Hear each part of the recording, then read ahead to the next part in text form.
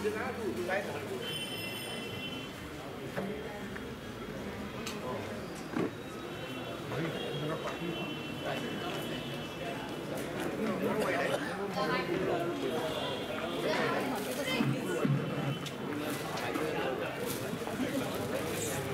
ते चालत नाही ना तसं,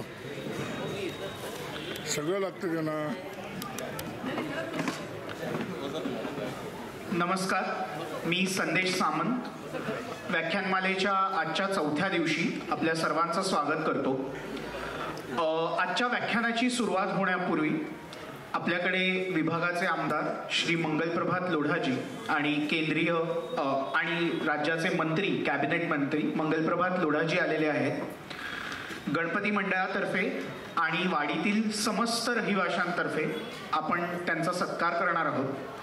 आपण सगळे इथे बसलेलो आहोत आणि आपण जे बघतोय की वाडीचं नुकतंच सिमेंट कॉन्क्रिटीकरण झालंय रस्त्याचं, आणि त्याच्यामुळे हा जो रस्ता होता जो अतिशय खडबडीत होता, आणि त्यांच्या मार्फत हे जे काम आपल्याकडे झालेलं आहे त्यासाठी सर्वप्रथम आम्ही सर्व आपले शतशः आभारी आहोत.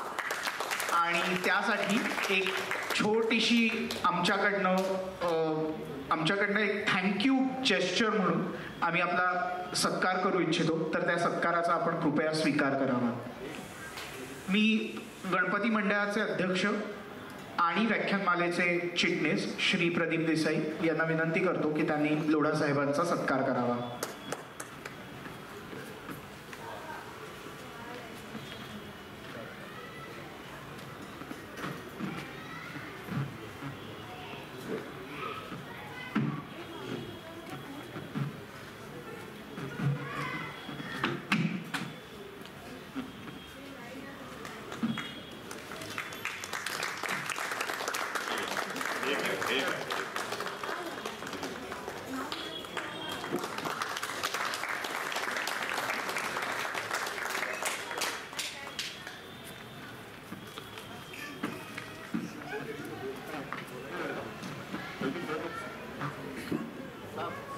लोढा साहेब, मी आपल्याला विनंती करतो की 2 मिनिटं आपण प्रभागातील रहिवाशांशी संपर्क साधा.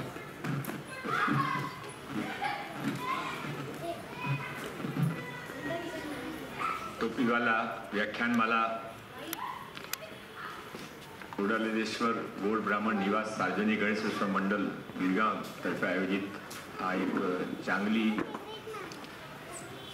सांस्कृतिक कार्यक्रम म्हणा किंवा संस्कार कार्यक्रम म्हणा, ते जे 5 दिवसाचे आपण कार्यक्रम ठेवलेला आहे ते सर्वांसाठी उपयोगी आहे. आज इथे माझे मित्र श्री वीरेश कुलकर्णीजी त्याने एक सोशल मीडियामध्ये एक आपला नवीन नाम केला आहे. त्यांचे जे काही ब्लॉग असतात सर्वजण ऐकता बघता, मी पण बघतो. आज तुम्ही इथे बोलून मला सन्मान केला त्याबद्दल सर्वांचे धन्यवाद. हे जे काही काम झालं ते आमदार फंडातून झाला. आमदार फंड माझा व्यक्तिगत फंड नाही आहे, ते तुमच्या फंड आहे. तुम्ही ज्यांना आमदार निवडून देतात त्यांचे सिग्नेचर आमदार फंड यूज करता. तर तुमच्या फंड तुमच्यासाठी उपयोगामध्ये झाला, यापेक्षा जास्त चांगली वस्तू काय होऊ शकतो. मी आजच्या हा कार्यक्रमाचे औचित्य साधून आपले सर्वांचे मनापासून आभार मानतो. यावेळी तुम्ही मला भरघोस मताने निवडून दिला. तुमच्यामुळे मी मंत्री झालो. माझे मित्र इथे अतुल वजेजी आहे, अद्वित पानवलकर आहेत, त्याने ते सारं काम बघितलं होता. देसाईजी आहेत, सर्वांचे नाम घेऊ शकता. पण आता आपण सर्वांनी कुलकर्णी साहेबांना ऐकायचं आहे. मी तेच थांबतो. परत एक वेळा तुम्ही माझ्याप्रती जे विश्वास दाखवला, सहकार केला त्याबद्दल सर्वांचे मनापासून आभार. धन्यवाद.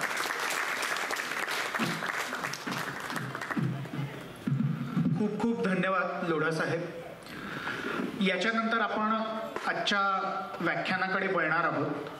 तत्पूर्वी लोढा साहेबांना ॲक्च्युली पुढचेही कार्यक्रम आहेत, त्याच्यामुळे ते काही वेळ इथे थांबणार आहेत आणि त्यानंतर मात्र ते पुढल्या कार्यक्रमांना जाणार आहेत.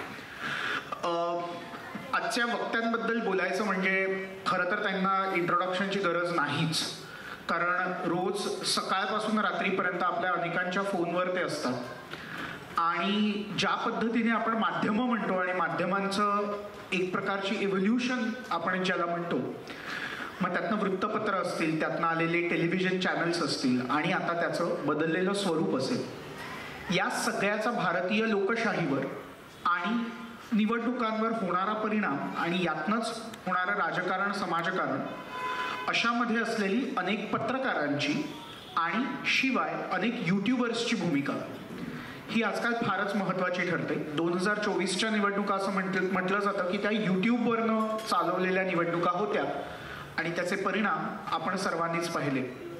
त्यांचा प्रवासही बऱ्यापैकी तसाच आहे. वृत्तपत्रांपासून, तरुण भारतपासून सुरू झालेला प्रवास, त्यानंतर ABP माझा असेल किंवा अगदी पुण्यनगरी आणि पुढारी या वृत्तपत्रांपासून, या वृत्तपत्र आणि टेलिव्हिजन वाहिन्यांपासून सुरू झालेला प्रवास आज आपल्या घरात ते दररोज ॲनालायझर या यूट्यूब चॅनलच्या माध्यमातून येतात. तसंच अध्यात्माविषयी सुद्धा डिव्हाइन नावाचं ते एक चॅनल चालवतात. ॲनालायझरची जशी पोहोच मराठीत आहे तशीच ती हिंदीतही आहे आणि या सगळ्यातनं जवळपास 10 लाख सबस्क्रायबर आज त्यांचे आहेत आणि 35 कोटी व्ह्यूज हे त्यांच्या चॅनलला आलेले आहेत. आणि या सगळ्यातनं छत्रपती संभाजीनगर शहरातनं ते आपलं चॅनल ऑपरेट करतात आणि म्हणूनच महाराष्ट्राचं राजकारण आणि भारतीय राजकारण याविषयीचे त्यांचे विचार हे आपल्या अनेकांना परिचित आहेत. यातूनच आज राजकारणातला धर्म याविषयी व्याख्यान करण्यासाठी ते आपल्याकडे आलेले आहेत. त्यांचं व्याख्यान सुरू होण्यापूर्वी मी गणपती मंडळाचे अध्यक्ष श्री प्रदीप देसाई यांना विनंती करतो की पुष्पगुच्छ आणि स्मृतिचिन्ह देऊन सुशीलजींचं त्यांनी स्वागत करावं.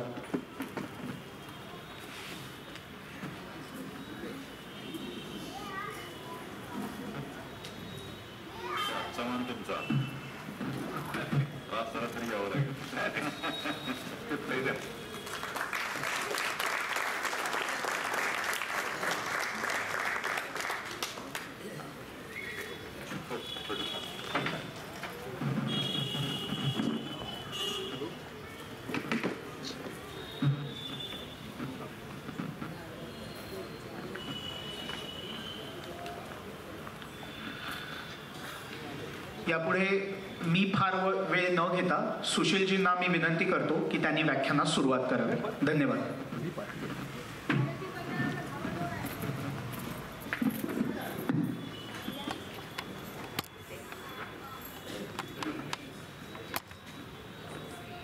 संध्याकाळच्या वेळेलाही मंगल प्रभात ओवावी आणि राजकारणातल्या धर्मावर बोलायची संधी मला मिळावी.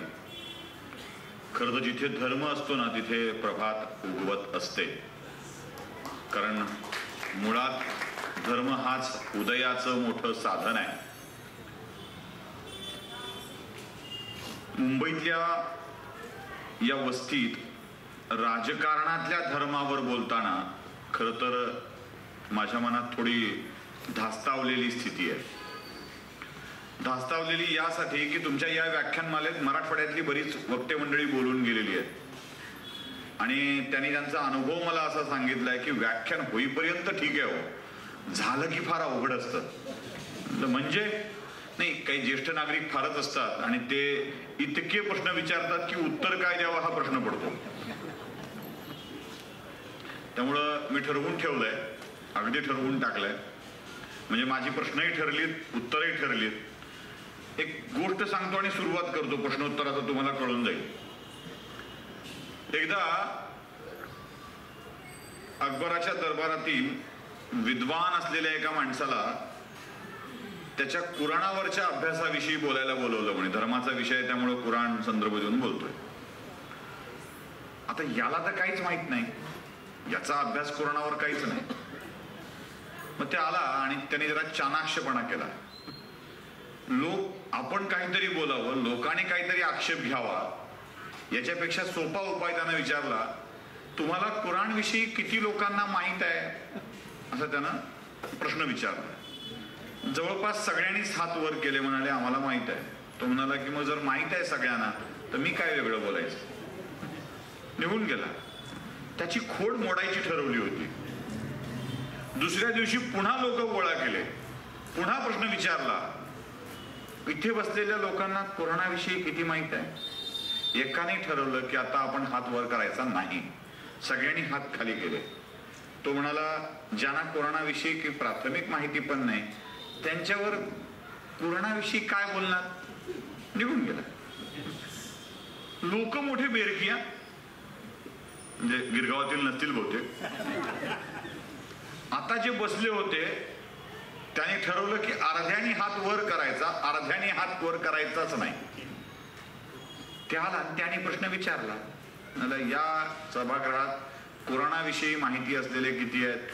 अर्ध्याने हात वर केले, अर्ध्याने खाली ठेवले. ते म्हणाला, माणसं संज्ञान करण्याचा हाच एकमेव मार्ग आहे.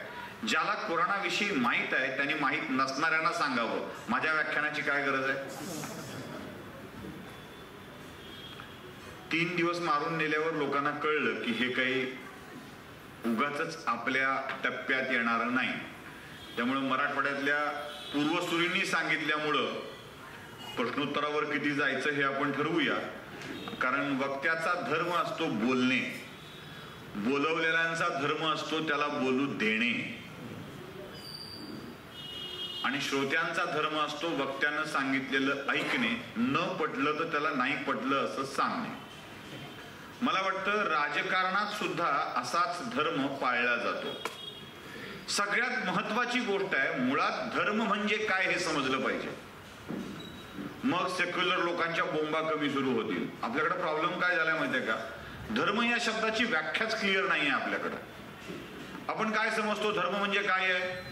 मंदिरात रोजची केली जाणारी पूजा म्हणजे धर्म आहे. एखाद्या मंत्राचं सहस्त्रावर्तन करणं म्हणजे धर्म आहे. सत्यनारायणाची पूजा घालणे म्हणजे धर्म आहे. किंवा एखादा रोज भागवत कथा ठेवणं म्हणजे धर्म आहे. किंवा माझ्या धर्मात अमुक एक पद्धतीची वेशभूषा सांगितली आहे ती करणं म्हणजे धर्म आहे. आणि हा धर्म पालन करताना मध्ये राजकारणात तो आणायची काय गरज आहे? राजकारण लिबरल असलं पाहिजे, राजकारण धर्मनिरपेक्ष असलं पाहिजे, राजकारण सगळ्या धर्मांना समाविष्ट करून घेणारं असलं पाहिजे, असं आपण सगळे म्हणत राहतो. आणि राजकारणाला आपण धर्मविहीन करतो. असं धर्मविहीन राजकारण घातक ठरतं हे लक्षात ठेवा. कोणत्याही गोष्टीत धर्म नसेल तर तो घातक ठरतो. घातक, वाटोळ करतो. म्हणून मागच्या संपूर्ण निवडणुकीत सगळ्यांना सांगत सुटावं लागलं होतं, बाबांनो बाकी कोणताही विचार करा न करा, तुमच्या राजकारणातल्या धर्माचा विचार करा. धर्माच्या राजकारणाचा विचार करा असं म्हणत नाही आपण. राजकारणातल्या धर्माचा विचार करा. जो धर्माचं पालन करतो तो खरा राजकारणी. आणि धर्माचं पालन काय आहे? एक छोटीशी गोष्ट सांगतो आणि आपण आपल्या विषयाला सुरुवात करू. तुमच्या लक्षात येऊन जाईल. रामायणातली शेवटची कथा आहे. प्रभू रामचंद्र आपल्या दोन्ही मुलांसह उत्तम पद्धतीने राज्य करू लागले होते. खूप छान चालू होतं रामचंद्रांचं. अनेक वर्ष सुखा समाधाने राज्य केलं. मुलाबाळांना आपापली कामं वाटून दिली. त्यांचंही आयुष्य आता मार्गी लागलं होतं. आणि तिकडे स्वर्गामध्ये एक बैठक भरली होती. ते म्हणले, भगवान विष्णू एवढे दिवस झाले पृथ्वी तलावरती गेलेले आहेत, परत यायचं काही नाव घेत नाही आहेत. त्यांना कुणीतरी सांगायला पाहिजे, देवा आता वापस या, वापस या, कारण तुम्ही सांगून गेलात मी पुन्हा येईन म्हणून. ते येणं जमलं पाहिजे ना, वापस या. मग हे सांगण्याची जबाबदारी काळावरती दिली होती. प्रत्यक्ष काळ रामचंद्रांना चला आता स्वर्गात तिथे बसायचं आहे असं म्हणून सांगायला येणार होता. बरं, देवाला इथलं काम सोडून देऊन वापस चला हे सांगायचंय तर जगाच्या समोर सांगता येणार नाही. ते आलं, त्याचं काम बिचार निरोपाचं काळाचं. त्यांनी सांगितलं, देवा प्रत्यक्ष सगळ्या देवतांचा निरोप घेऊन आलोय, बोलायचंय आपल्याशी. ते म्हणाले बोल ना. नाही, प्रॉब्लेम हा आहे की तुम्ही देव असलात तरी आता मनुष्य रूपात आहात, आणि मनुष्य रूपातल्या देवाला काही गोष्टी सांगताना त्या इतक्या गुह्य गोष्टी असतात, इतक्या ज्ञानाच्या गोष्टी असतात की त्या एकांतातच सांगितल्या पाहिजेत. ठीक आहे, एकांतात ऐकू. नाही, कुणीच येता कामा नये. ते म्हणले नाही येणार कुणी. आता यातही एक मेक होती, यातही एक मेक होती की परतीची तयारी होती सगळी वाइंड अप करण्याची.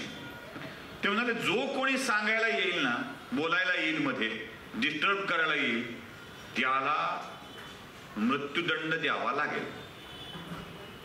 ते म्हणले ओके, मान्य आहे.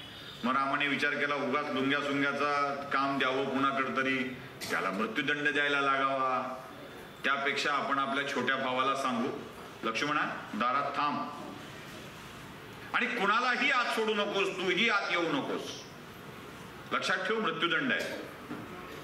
लक्ष्मणाने सांगितलं ठीक आहे, मी ऐकायला तयार आहे. लक्ष्मण दारात थांबला. काळ आणि रामाचं बोलणं आज सुरू आहे. काही वेळ गेला असेल तेवढ्यामध्ये अयोध्येत दुर्वास ऋषी आले, राजवाड्यात दाखल झाले. आता दुर्वास ऋषी म्हणजे हाय ऍक्सेस असलेला माणूस, कुठेही पटकन गेलंच पाहिजे. ते मग राम असो की अजून कोणी असो, जे विष्णूच्या दरबारात जाताना विचारून जात नव्हते ते रामाकडे कशाला विचारून येतील. साहेबांना पत्रकारांचा अनुभव असेल, असं हाय ऍक्सेस असलेले शीघ्रकोपी असतात काही. ते आले, दारात थांबले, दार बंद, समोर लक्ष्मण थांबलेला. आणि लक्ष्मणाला दुर्वासाने सांगितलं मला आज जायचं आहे, रामाला जाऊन सांग. दुर्वास ऋषी आले. ते म्हणला मुनिवर आपलं सहर्ष स्वागत आहे अयोध्येच्या राजमहालामध्ये. आपली सेवा करण्याची संधी मला द्यावी, आपण इथे स्थानापन्न व्हावं.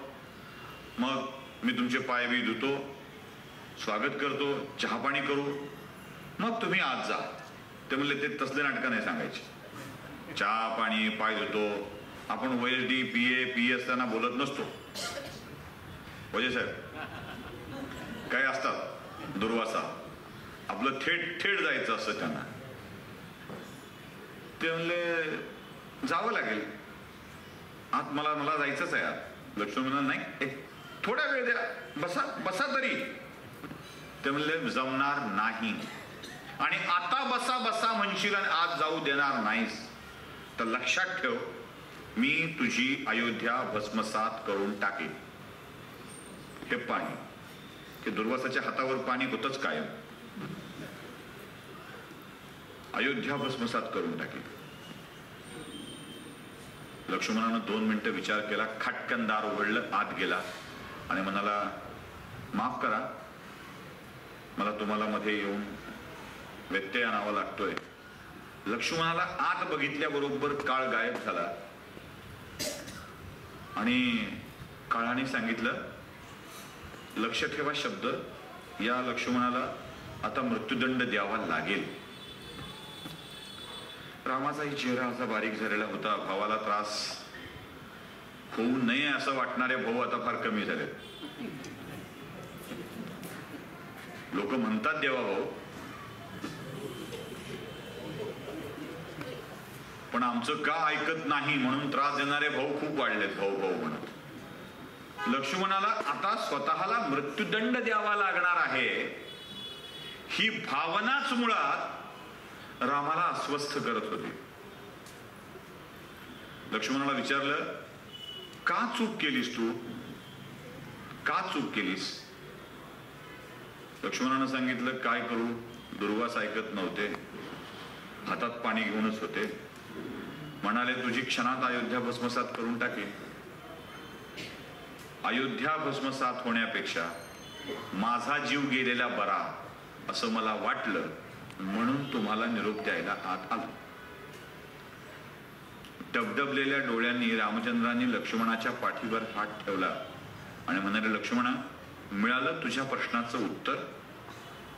जो प्रत्येक लक्ष्मण आजही रामाला प्रश्न विचारत असतो, का देवा, का सोडलं सीतेला, का देवा का तिला अग्निपरीक्षा घ्यायला लावलीत? का देवा तुमच्या मुलालाही वनवासामध्ये जन्म घ्यावा लागला? तेव्हा लक्ष्मणा लक्षात ठेव, मी अयोध्येचा राजा राम होतो, तू नागरिक असलेली अयोध्या ऋषीच्या शापाने भस्मसात होऊ नये म्हणून अयोध्येचा राजा नसतानाही तू मृत्यू स्वीकारायला तयार झालास. ईश्वरानं या अयोध्येचा राजा म्हणून तिच्या रक्षणाची जबाबदारी माझ्यावर दिली आहे. मी जे वागलो ते पती राम म्हणून नव्हे, पुत्र राम म्हणून नव्हे, पिता राम म्हणून नव्हे, बंधू राम म्हणून नव्हे, तर राजा राम म्हणून वागलेलो आहे. आणि मी जे वागलो आहे तोच आहे खरा राष्ट्रधर्म. त्या राष्ट्रधर्माचं पालन मी करत आलो होतो. रामानं जो राजकारणातला धर्म सांगितला आहे तोच हा आपला राष्ट्रधर्म आहे. आणि जो राजकारणात असणं अत्यंत आवश्यक आहे. राजकारणात धर्म असावा, धर्मात राजकारण नको, हे लक्षात ठेवा. म्हणून आपण राजकारणात धर्माची आवश्यकता काय आहे हे समजून घेणार आहोत. कित्येकांना वाटतं की काय करायचं आहे, कशा करता हवाय राजकारणात धर्म, कशासाठी हवाय राजकारणात धर्म? नकोय ना.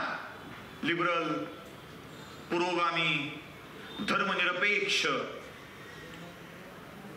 या सगळ्या लोकांना वाटत असतं की राजकारण हे धर्मविरहित असावं.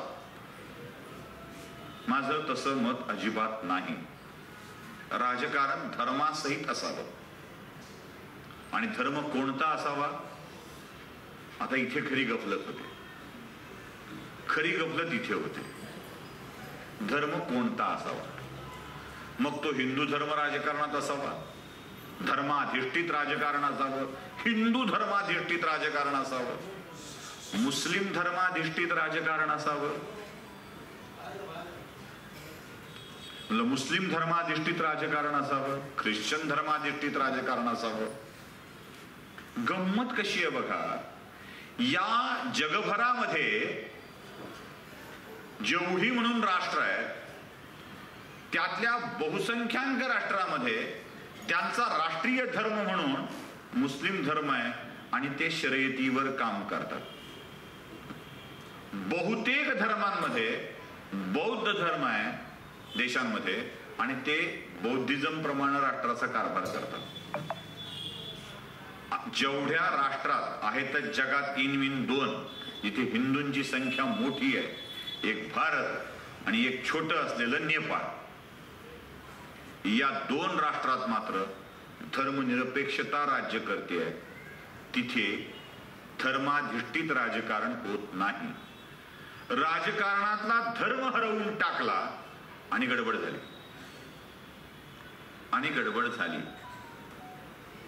काय गडबड झाली? राजकारणातला धर्म कोणता? मुळात माझा दावा असा आहे की हिंदू धर्म नावाची जी संकल्पना आपण मांडत असतो ती संकल्पना स्वतंत्र असा वेगळा हिंदू धर्म नाही, तर तो राष्ट्रधर्म आहे. हिंदू धर्मात काय असेल तर राष्ट्र हाच धर्म मानल्या गेलेलं आहे. आणि हे मी खात्रीने सांगतो, प्रतिवाद करता येणार नाही असं सांगेन. हे खोटं आहे कुलकर्णी. हिंदू धर्म हा धारयति ती धर्म, हा जो धारण करतो तो धर्म आहे असं असेल तर मग कुठे राष्ट्र आहे आमच्या ह्याच्यामध्ये, जरा सांगाल का, असं कोणी मला म्हणू शकतं. अगदी वेदोक्त शास्त्रोक्त पंडित सुद्धा हे सहर्ष मान्य करेल की माझा हिंदू धर्म हा राष्ट्रधर्म आहे आणि हाच धर्म राजकारणाचा अविभाज्य भाग असला पाहिजे. कसा आहे? तुम्ही सगळे पूजा करता बघा, सगळे पूजा करता. घरी कुणी करता, कुणी बाहेरून करून घेतं, कुणी ब्राह्मणाला बोलवतं. आपण पूजा करताना जीपीएस ऑन करतो ना, जीपीएस ऑन करून पूजा करतो आपण. पूजा करायला बसताना GPS लोकेशन ऑन केलंच पाहिजे. ब्राह्मण असो की कोणीही असो, सांगणारा पूजा असो की कोणीही असो, तो GPS लोकेशन ऑनच करतो आणि मग पूजा सांगायला सुरुवात करतो. कसं आहे बघा, GPS लोकेशन काय आहे बघा. घड्याळ ऑन ठेवावं लागतं, कॅलेंडर ऑन ठेवावं लागतं, GPS लोकेशन ऑन ठेवावं लागतं आणि मग पूजेला सुरुवात करावी लागते. भरतवर्षे जम्बूद्वीपे भरतवर्षे. मग कुणी तिकडचं असेल तर दंडकारण्य म्हणतात, कुणी सागर तीरे म्हणतात, कुणी गोदावरी नदीच्या दक्षिण उत्तर तीरावर आहे तर ते दक्षिण तीरे उत्तर तीरे म्हणतात. Location on. मी अमुक एका ठिकाणी पूजेला बसलो, देवाला कळलं कोणीतरी करताय. कुठे करताय? मुंबईतल्या समुद्राच्या तीरावर असलेल्या गिरगाव नावाच्या वस्तीतल्या एका चाळीमध्ये कोणीतरी पूजेला बसलाय हे देवाला कळलं. कधी बसलाय? मासोत्तम मासे. मग महिन्याचं नाव येतं, श्रावण मासे, फाल्गुन मासे, माघ मासे. दिवस, तिथी, वेळ, GPS, कॅलेंडर, घड्याळ. देवा मी पूजेला बसलो आहे. कोण बसलाय? या कुळातला, या गोत्रातला, याच्या घरी जन्माला आलेला मी इथे पूजेला बसलो आहे हे देवाला सांगायचं. चाणाक्ष लोकांनी यात मध्ये काही घातलं, तो अर्थार्जनाचा विषय होता. ते काय घातलं मध्ये? अस्माकं सकुटुंबानां सपरिवाराणां क्षेम आयु आरोग्य लक्ष्मी प्राप्त लक्ष्मी स्थिर व्हावी हे सगळं मागायला बसलेलो आहे. पैसे किती? 500 रुपये. साधनं काय? पूजेची खिडकी सुपारी, पूजेचं खिडकं खाली, ज्याचं ब्लाऊज शिवता येणार नाही असं ब्लाऊज पीस, इतकंच असते ते. सगळं पूजेचं वेगळं सामान हे नंतर घातलेलं आहे. याला जरा बाजूला ठेवू आपण, याला लक्षात ठेवा, बाजूला ठेवा आणि लक्षात ठेवा, नंतर कळेल आपल्याला धर्म काय आहे. हे सगळं झाल्यावरती मग देवाच्या मंत्राला सुरुवात होते. कोणी विष्णू सहस्त्रनाम म्हणतं, कुणी श्रीसूक्त म्हणतं, कुणी अथर्वशीर्ष म्हणतं, कुणी संकटनाशन स्तोत्र म्हणतं. आपापला देव आपापली मंत्र. मग तोपर्यंत सतत पाण्याची धार, कुणी पंचामृताचं स्नान. हे सगळं झाल्यावर देव घासून पुसून लक्क करून ठेवून चांगली वस्त्राभूषणं त्याच्यावरती घालायची, छानपैकी फुलं, गंध, धूप, दीप, सुगंधी द्रव्य सगळं लावायचं.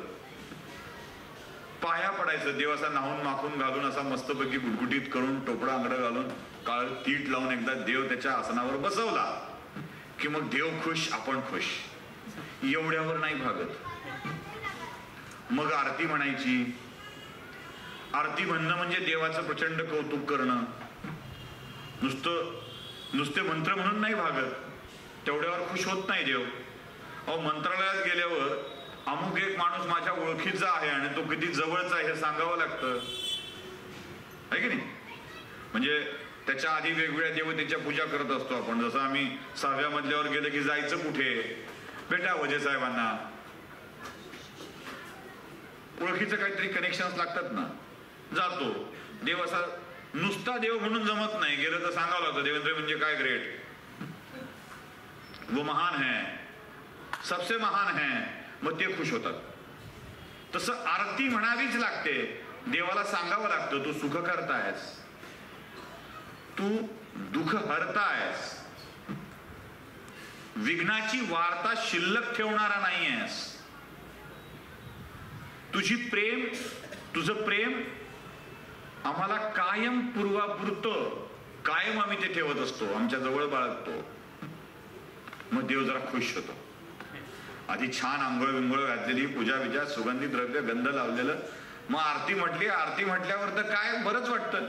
जसं वक्त्याचा परिचय हा करून देताना सांगितलं की फार छान काम केलंय, वक्त्याला जरा खुलून बोलता यावं यासाठी असतं ते. वक्त्याचा परिचयाचा कार्यक्रम असतो त्यासाठीच असतो तो. त्यानं जरा खुलून बोलावं, जरा बरं म्हटलंय लोकांनी याला, हा फार फालतू आहे, हे एकदा उभा राहिला की 1.5 तासाशिवाय खाली बसत नाही, असे नालायक वक्ते आम्ही बोलवावे लागतात कारण व्याख्यान मला चालवावी लागते. असं जर कोणी वक्त्याचा परिचय करून दिला तर काय होईल? ते म्हणजे कशाला बोलवलं मला रिकामा ताण. त्यापेक्षा सांगावं लागतं की यांचं कर्तृत्व फार अफाट आहे, प्रचंड आहे, महाप्रचंड आहे, असं काहीतरी सांगितलं की बरं असतं. तसं देवाचंही कौतुक होतं. एकदा का आरती म्हटली की देव प्रसन्न होतो, आणि आरती झाल्यावर काय होतो? पूजा संपली की आता देवाला अंघोळ घातली आहे, कपडे घातलेत, फुलं वाहिलीत, आरती म्हटली आहे, देव प्रसन्न झालाय, आणि देव प्रसन्न झालाय हे कळल्याबरोबर काहीतरी मागायचं असतं. नुसतं भेटायला येतो म्हणून मंत्रालयात गेलेली माणसं निवेदनाचा कागद पुढे सरकवतातच.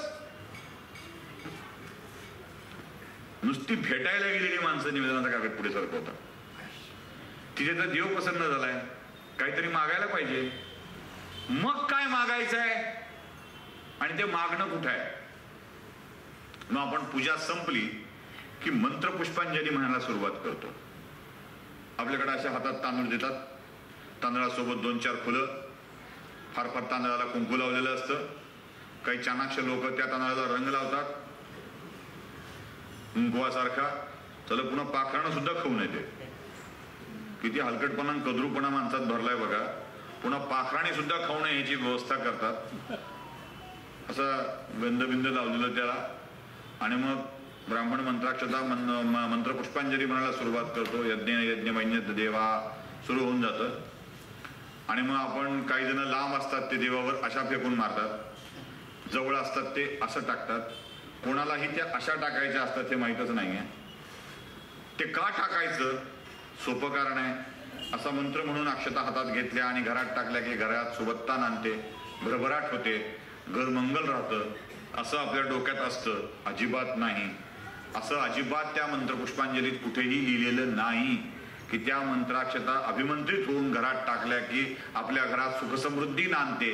असं अजिबात नाही. कृपया गुगलवर सर्च करून मंत्रपुष्पांजलीचा अर्थ वाचून बघा,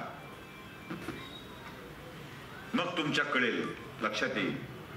मंत्रपुष्पांजली हे सांगते की हे देवा, तू मी केलेल्या पूजेमुळे, मंत्राच्या उच्चारणामुळे माझ्यावरती प्रसन्न झाला आहेस. आता या तुझ्या प्रसन्नतेनंतर मी तुझ्या समोर मागणं मागत आहे. ती मागणी ही आहे की देवा, समुद्रापासून पर्वतापर्यंत पसरलेलं माझं राज्य आणि माझा राजा परार्ध वर्षापर्यंत सुरक्षित राहू दे. त्याचं राज्य आणि माझा राजा सुरक्षित राहिला पाहिजे, हीच एक मागणी तुझ्या ठायी करतो आहे. आणि त्यासाठी या मंत्राक्षता म्हणून मी तुझ्या चरणी अर्पण करतो आहे. आणि मग देवाला माझ्या राज्याच्या मंगलाची कामना केली पाहिजे. हा असतो धर्म. देव प्रसन्न होणार असेल तर मागायचं काय? तर माझ्या राज्याच्या सीमा सुरक्षित राहू दे, माझ्या राज्याची सुबत्ता होऊ दे, माझ्या राजाची भरभराट होऊ दे, हे मागणं देवाला मागायचं आहे. मग एवढी सगळी पूजा करायची, देवाला प्रसन्न करायचं, आणि मग मागणी काय मागायची? तर राज्य सुरक्षित राहू दे याची. आता मेहनतीने मिळवलेली देवाची कृपा राज्याच्या मंगलाच्या साठी अर्पण करण्याची वृत्ती ज्या धर्मात आहे, त्या धर्माचं आचरण राजकारणात असणं आवश्यक आहे की नाही, तुम्ही सांगा. त्याचं आचरण राजकारणात असलं पाहिजेच. राजकारणात धर्म असलाच पाहिजे, आणि नसला तर सगळा कारभार अधर्माचा होतो, हे लक्षात ठेवा. लोकांना कळतच नाही आपण नेमकं काय बोलतोय. ते काल एक शहाणा बोलून गेला. राजकारणाचा विषय त्यामुळे राजकारणावर बोलणार. काल एक शहाणा बोलून गेला, नाव नाही सांगत, तुम्हाला कळून जातं. बऱ्याच लोकांना आता काही लोकांची नावं न सांगताच बोलून कळतात. 9:30 बोलला म्हणलं की कोण बोलला कळतं. काही वेगळं सांगण्याची गरज नाही. 9:30 बोलला म्हणलं की कोण बोलला ते कळतं. काय बोलला ते कळलंच नाही म्हणल्यावरही कोण बोलला ते कळतं. खाली आता वाक्य द्यावी लागतात. नुसतंच असा फुटलेल्या भाज्यासारखा आवाज येत असतो. कळतं सगळ्याला आता. त्यामुळे काल एक शहाणा बोलला आणि म्हणाला की गंगेत आंघोळ केल्यावर दारिद्र्य दूर होतं का? गंगेत आंघोळ केल्यावर दारिद्र्य दूर होतं का? गंगेत आंघोळ करणं मुळात मूर्खपणा आहे असं त्याला म्हणायचं होतं. ते विसरलंच की असा मूर्खपणा आपण ज्यांना बाप आणि माय म्हणतो त्यांनी केलेला आहे.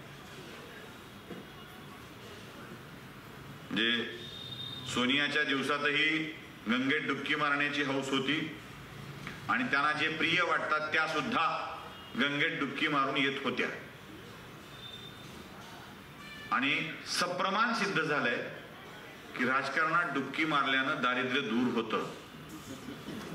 लोकांचं हो की नाही हो यांचं मात्र दूर होतं. गंगेत डुबकी मारली म्हणून खासदारकी तरी शाबूत आहे. शिव्या देऊन गंगेत डुबकी मारली नसती ना तर पोराची गेली असती, पोरीलाही मिळाली नसती, आई तशीच राहिली असती, सगळेच राहिले असते बाजूला. गंगेत डुबकी मारली म्हणून तरी ते शिल्लक आहे. कारण धर्माविषयीची लाभकारक आस्था तरी शिल्लक आहे. लाभ मिळावा म्हणूनची आस्था तरी शिल्लक आहे. आज मला बोलायला मर्यादा नाही आहेत. कॅमेरा समोर नाही तर कशाच नाहीत. त्यामुळे बिनधास्त बोलू शकतो मी. काल थोड्या मर्यादा होत्या. जिथे धर्म आहे तिथे धर्मासोबतचे सगळे लाभ आहेत हे लक्षात ठेवा. कारण धर्माचरणच तुम्हाला लाभ मिळवून देत असतं. अट एक आहे की मागायचं नसतं. जिथे तुम्ही मागाल ना मागणाऱ्याला काही मिळत नाही, न मागणाऱ्याला खूप मिळतं. आणि मागायचं असेलच तर काय मागावं हेही आमच्या धर्मात सांगून ठेवलंय. वेळ आलीच मागायची माऊलीने सांगून ठेवलंय. काय म्हणाले? आता विश्वात्मके देवे येणे वाग्यज्ञ तोषावे. पण लक्षात ठेवा देव उगाच प्रसन्न होत नाही. 1000 रुपयाचा अभिषेक करून देव प्रसन्न होत नाही. जमत नसतानाही बाबुलनाथच्या पायऱ्या चढल्या म्हणून महादेव प्रसन्न होईलच असं नाही. गेल्यावर 5000 रुपयाची पावती फाडली म्हणून महादेव प्रसन्न होईलच असं नाही. सिद्धिविनायकाला आपली ऍटम जाणार आहे म्हणून चलत चलत गेलं तर सिद्धिविनायक प्रसन्नच होतो असं नाही. कितीही वेळ रांगेत थांबला तरी सिद्धिविनायक प्रसाद देईल असं शक्य नाही. सिद्धिविनायकाला प्रसन्न करायचं असेल, महादेवाला प्रसन्न करायचं असेल, मुंबादेवीला प्रसन्न करायचं असेल तर माऊलींनी सांगितलंय आता विश्वात्मके देवे येणे वाग्यज्ञ तोषावे. तोषोनी मज द्यावे पसायदान. माझ्या वाग्यज्ञानी तू आनंदी झाला असशील आणि त्या आनंदात तू मला आता पसायदान द्यावं. प्रसाद नावाचं दान द्यावं. आणि काय ते पसायदान? ही पहिली ओळ नाहीये पसायदानाची.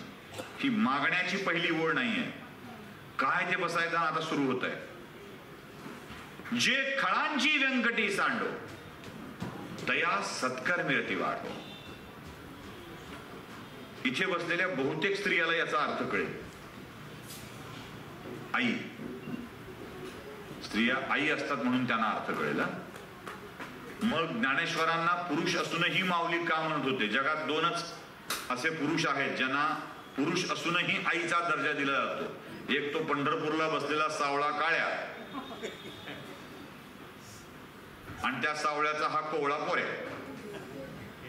हा वयाच्या 16व्या वर्षी आई झाला आणि तो युगानुयुगापासून जगाची आई म्हणून उभा आहे. त्याचं लेकरू सुद्धा आईच झालं. काय गंमत आहे. आईच्या पोटी आई जन्माला आली आहे आणि तीही पुरुष. पुरुषाच्या पोटी पुरुष आहे. मागितलं? आईचं मागणं बघा कसं असतं ते. आईला 2 लेकरं आहेत, 3 लेकरं आहेत. चांगलं पोरग खूप चांगलं काम करत आहे, आई त्याचा फार विचार करत नाही. जे जरा कच्चं आहे ना त्याचा विचार जास्त करते. आणि त्याचं बरं आहे, याचं कसं होईल याची चिंता आहे म्हणते. म्हणजे कोणाकडे शिफारस करायची वेळ आली तर आई चांगल्या लेकराची नाही करत, आपल्या कच्च्या लेकराची करते. त्याचं होईल कसं, तो समर्थ आहे, तो हुशार आहे, तो मिळविल, मला जरा अवघड याचं वाटतं म्हणते. जे कच्चा गडी आहे त्याला पक्का करण्यासाठी आईची धडपड चालू असते.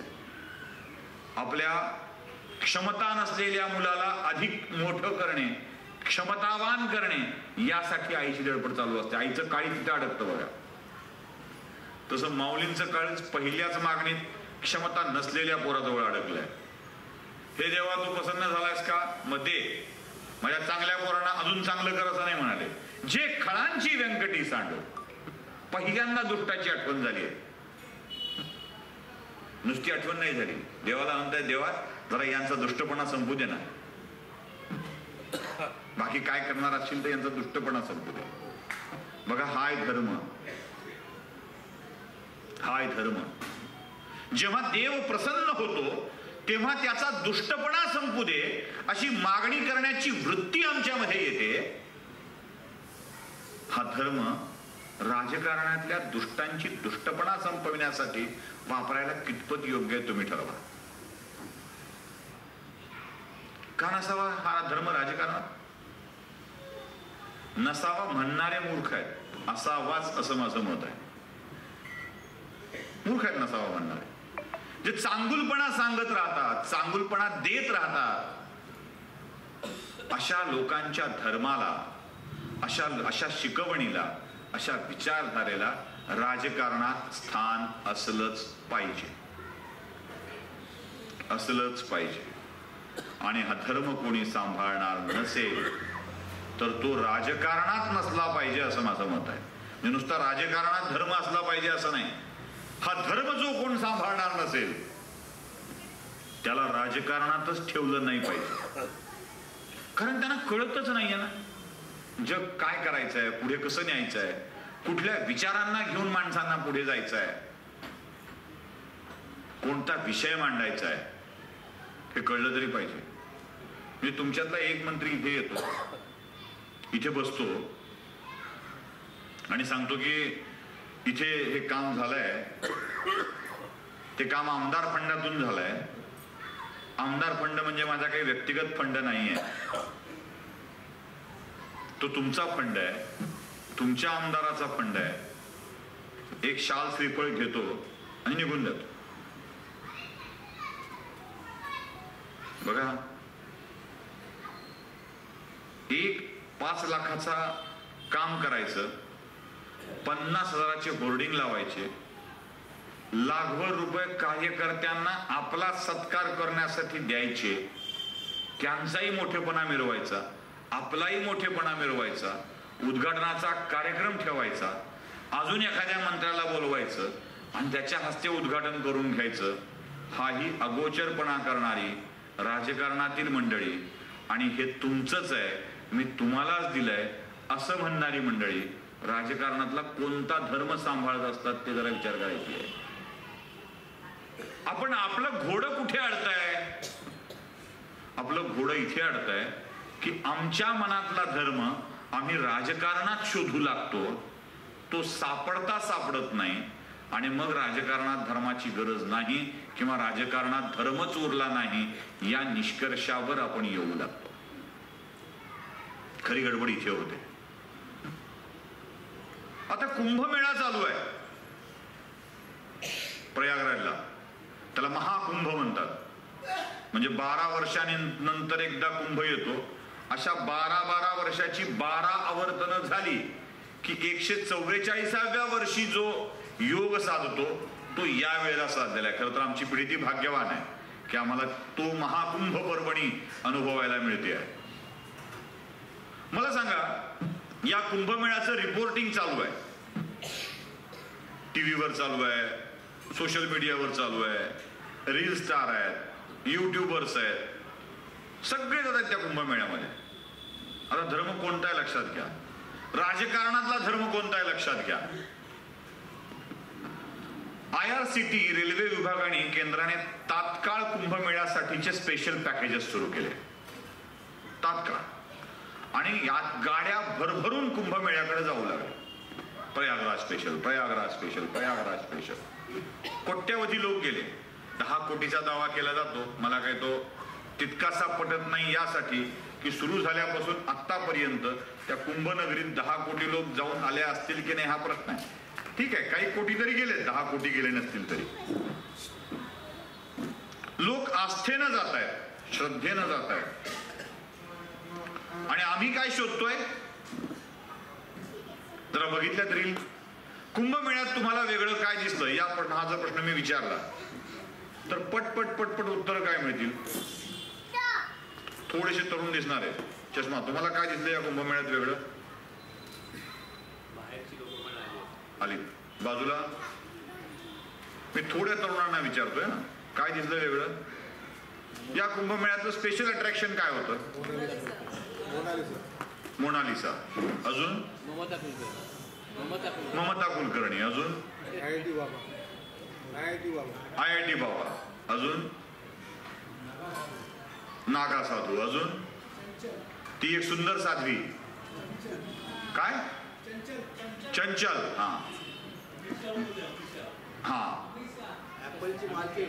ऍपलची मालकीन, ऍपलच्या मालकाची बायको. ती अजून ऍपलची मालकीन ऑफिशियल नाहीये, आज एका मालकाची मालकीन आहे ती. फॉरेनच्या फ्लाईट आलं, त्या फ्लाईटवाल्याने तिकडे कुंभमेळ्याबद्दल बोलला तो. ते आपल्यातल्या केल्याने लोकांनी ते माहिती, ते फॉरेनची लँग्वेज नाहीच आहे.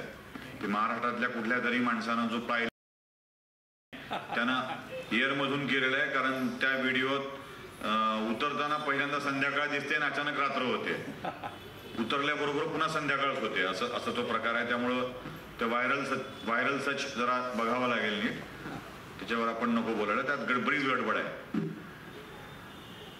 It is aerated. पण जाऊ दे, काय काय कळलं आपला? चंचल दिसले, ममता दिसली, ती फॉरेनची पाटलीन दिसली, मोनालिसा दिसली. काही लोकांनी मोनालिसाची बहीण शोधून काढली. ती मोनालिसा बघता बघता असं वाटतं की डोळ्यात तोंडातून मौक्तिकं बाहेर पडतील, पण बोलायला लागली की अचानक वाटतं अरे ये क्या हो गया. बघा, आम्ही कुंभात काय शोधलं?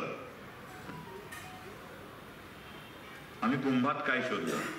आम्ही कुंभात हे शोधलं की सुंदर स्त्री कोणती आहे.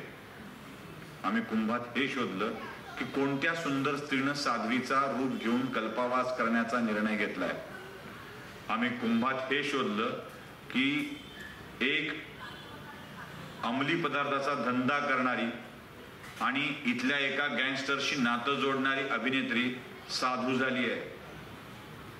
कुंभात शोधलेल्या, गाजलेल्या, वाजलेल्या सगळ्या नावांची चर्चा केली तर ती जाते 100 वरती. फार फार तर काट्यात झोपणारा बाबा, बुलेट बाबा, ट्रॅक्टर बाबा, सगळे बाबा कळले तर 100च्या वरती संख्या जात नाही.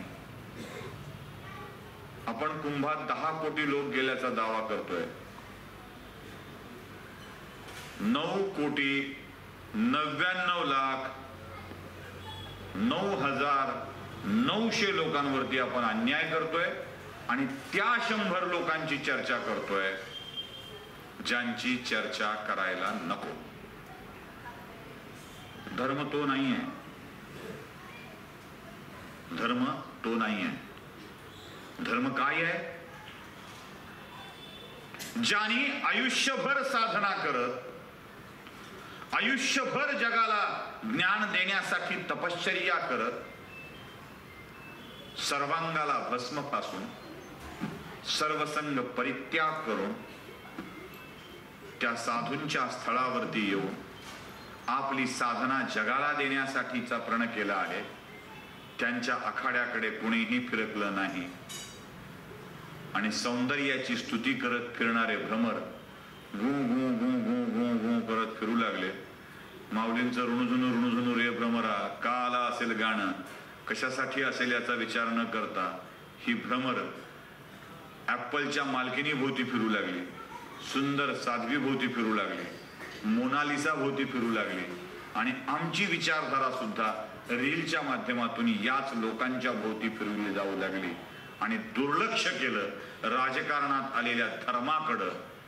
एवढ्या अवाढव्य व्यवस्थेत कुठेही खाण सापडत नाही, कुठेही अस्वच्छता असत नाही, कुठेही टॉयलेटची दुर्गंधी पसरलेली नाही, कुठेही रोगराई पसरलेली नाही, कुठेही अडचण होत नाही.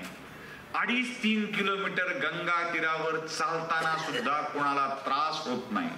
कोणी त्रास झालाय म्हणून भोवळ येऊन पडला नाही, कुणी नदीत बुडून मेला नाही. अहो, आग लागली, एक माणूस होरपळला नाही, कुणाला बर्नॉलची गरज पडली नाही. एवढी सगळी राजकारणातली धर्माची व्यवस्था आम्ही काना वेगळी टाकली आणि चर्चा केली ती मोनालिसाची. स्नान कशात करायला गेला होता? त्रिवेणी संगमात की मोनालिसाच्या डोळ्यात? आम्हाला कळतच नाही, आम्हाला कळत नाही. आम्ही मोनालिसा बघत जातो आणि कुंभात काय पाहिलं? मोनालिसा पाहिली. कुंभात काय पाहिलं? ममता पाहिली. कुंभात काय पाहिलं? बायासारखा बाबा, बायासारखी बाई, बुवासारखा बाबा पाहिला आणि बरं वाटलं. चंचलनाथ पाहिला. आमच्या बुद्धीला सतत चंचल ठेवण्याची व्यवस्था केली जाते, धर्म समजून घेतलाच जात नाही. मग कुंभमेळा काय आहे? भोमळ्या साधूंचा मेळा बघायचा, आमच्या मनासमोर उभी केलेली प्रतिमा. कुंभ काय आहे? एक बाई जाऊन कानफटात जाळ काढून आली ना. रील करता करता गंगेच्या तीरावर आंघोळ करणाऱ्या बाया केल्यानंतर कपडे बदलतानाचे व्हिडिओ करून बघा बघा भारतीय बाया कशा कपडे बदलतात हे सांगणाऱ्या युट्यूबरच्या कानाखाली जाळ काढून त्याचे कपडे काढले ना की मग कळेल धर्म काय असतो. कारण या लोकांना तुमचा धर्म मांडायचा आहे तो अशा पद्धतीने की तुमची धर्माविषयीची आस्था कमी झाली पाहिजे. आणि ती आस्था कमी झाली की आपोआप जे माणसं राजकारणातल्या या धर्माला पुढे घेऊन जात असतात त्यांच्या विषयीची आस्था कमी झाली पाहिजे. आणि मग विश्वास बसला पाहिजे, गंगेत गेल्यावर दारिद्र्य दूर होत नाही. डोक्यातलं चक्रच असं मस्त टाकत नाही, इतकं मस्त गुंतवून ठेवणे, वेगळ्याच विचारात गुंतवून ठेवणे. तुमच्या मूळ धर्मापर्यंत तुम्हाला जाऊच द्यायचं नाही, ठरवलंय यांनी. काहीही करायचं पण तुम्हाला तुमच्या मूळ धर्मापर्यंत जाऊच द्यायचं नाही, सत्य उमगूच द्यायचं नाही. मग तुमच्यासाठी काम करणारी तुमची माणसं तुमच्यासाठी काम करतायत असं वाटूच द्यायचं नाही. या षडयंत्राचा भाग आमच्या कधी लक्षात येणार आहे? काय सांगू, प्रॉब्लेम कुठे आहे? म्हणजे मी कुणाला प्रश्नोत्तरापासून सुटका करून घेण्यासाठी पहिल्या प्रश्नाचा वाक्य टाकलं नव्हतं. म्हणजे कुणी विचारत असेल तर मला माफ करा, त्यांच्यासाठी नव्हतं ते वाक्य त्यांच्यासाठी नव्हतं. आपला प्रॉब्लेम काय सांगू? आपला प्रॉब्लेम हा आहे की आम्ही सगळे ज्ञानी असल्याचं सांगण्यासाठी लोकांना प्रश्न विचारतो. एक किंवा समोरचा अज्ञानी आहे हे सिद्ध करण्यासाठी प्रश्न विचारण्याचा अधिकार आम्हाला मिळाला आहे असं आम्हाला वाटायला लागतं. आम्ही अनुयायी व्हायला तयार नाही, आम्ही तयारच नाही.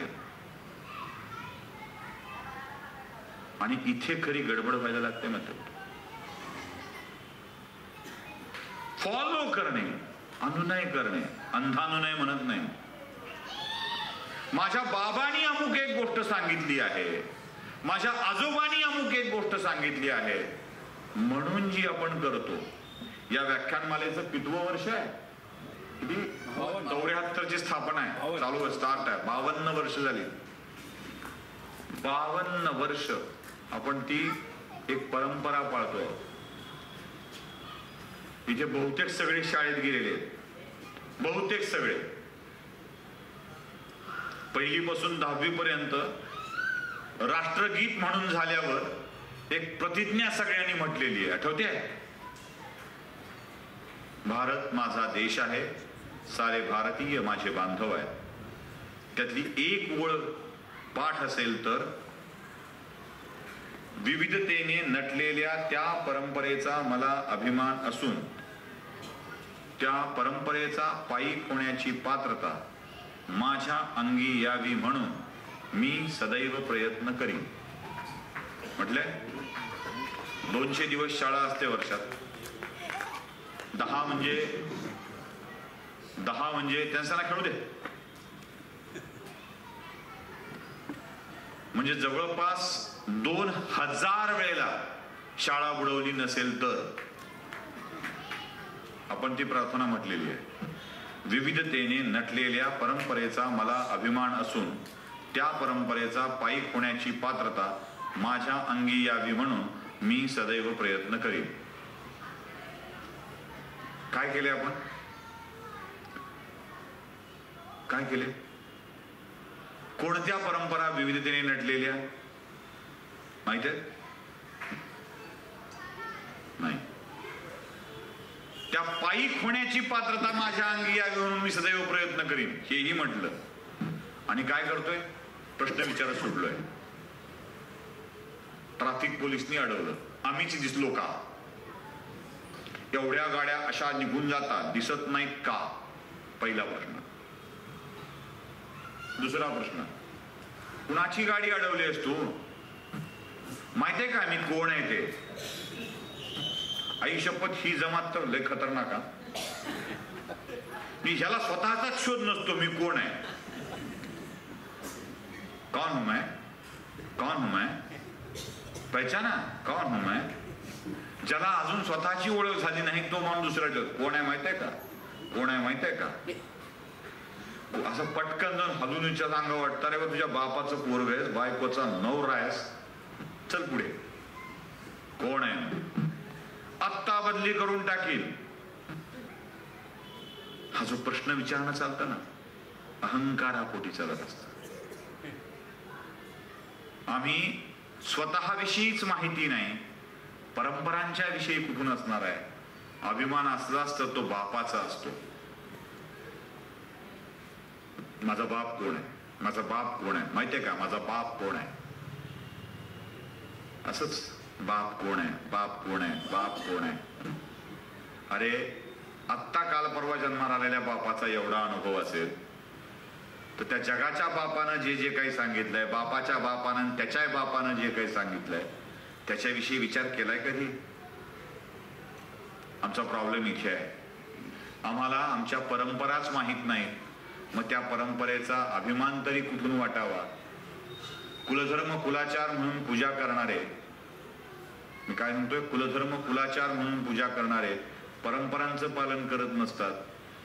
आपल्या वाट्याला पाप येऊ नये, उगाच काय पितृदोष लागू नये, कुलदोष होऊ नयेत म्हणून कळकट्ट सवळ्यात न धुतलेल्या रेशमी वस्त्र म्हणून न कळणाऱ्या मंत्राला म्हणत पूजा करणारे ना परंपरांचं पालन करत असतात, ना धर्माचं पालन करत असतात, ना त्यांना राम कळलेला असतो, ना त्यांना कृष्ण कळलेला असतो, ना त्यांना हनुमान कळलेला असतो. धूम धूम धूम धूम चाललंय सगळं.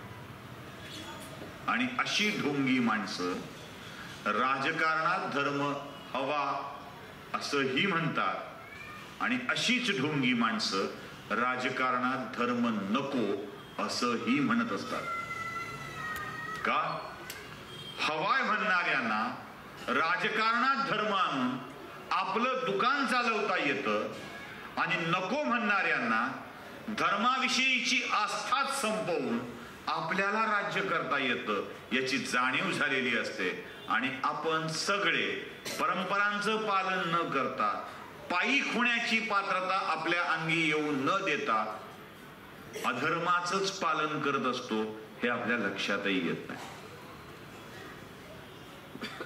देशासाठी राज्यासाठी जीवही देणारा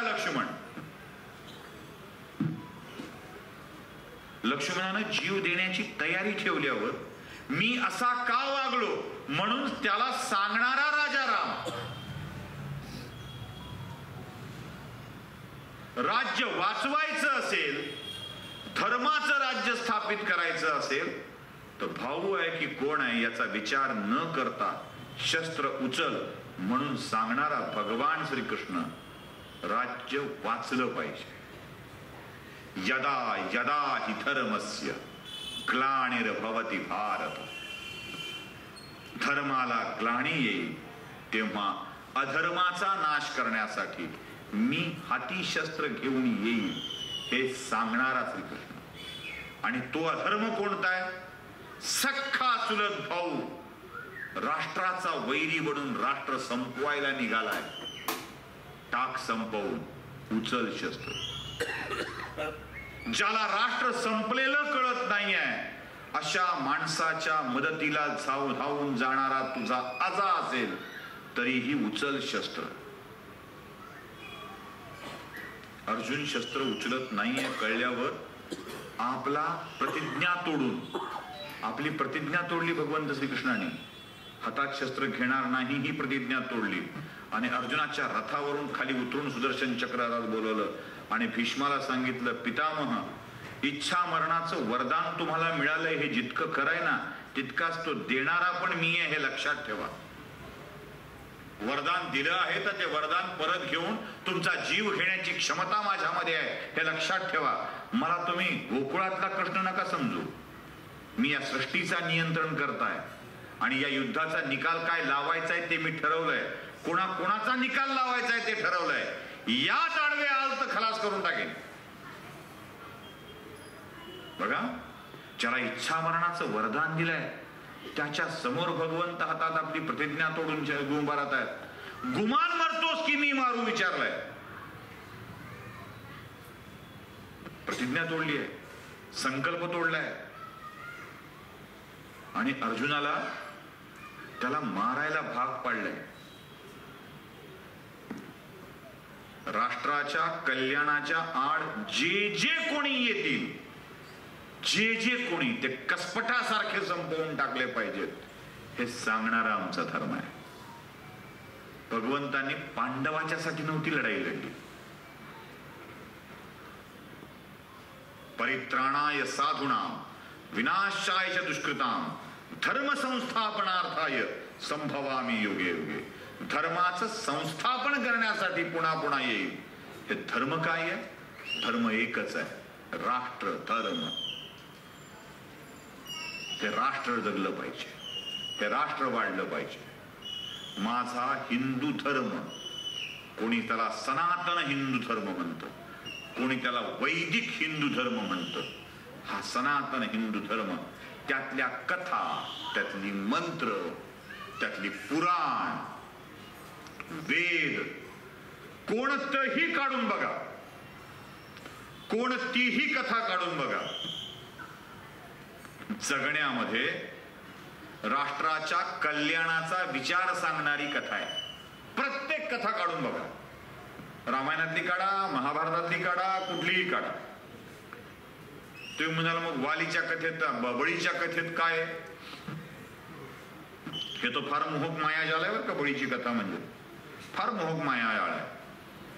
म्हणजे असं बेवकूफ बनवलं जातं ना आपल्याला, आणि आपणही झाले ते ऐकूनच घेत असतो कायम. कारण आपल्या एक सोपं लॉजिक आहे.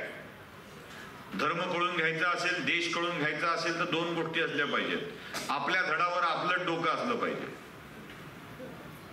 भाऊंचं फार फेवरेट वाक्य आहे आमच्या. एक तर आपल्या धडावर आपलं डोकं असलं पाहिजे किंवा आपल्या डोक्याखाली आपलंच धड असलं पाहिजे. आपला प्रॉब्लेम काय झालाय? आपल्या धडावर लोकांचे डोके ठेवलेत. लोकांच्या डोक्यानं काम करणारे आम्ही, आम्हाला अक्कलच नाही आमची, आणि वेगळंच काहीतरी समजून बसतो. सगळ्यात पहिलं भ्रामक, बळीराजा हा शेतकऱ्यांचा राजा होता. कमाल का चुतिया बनाते हैं लोग.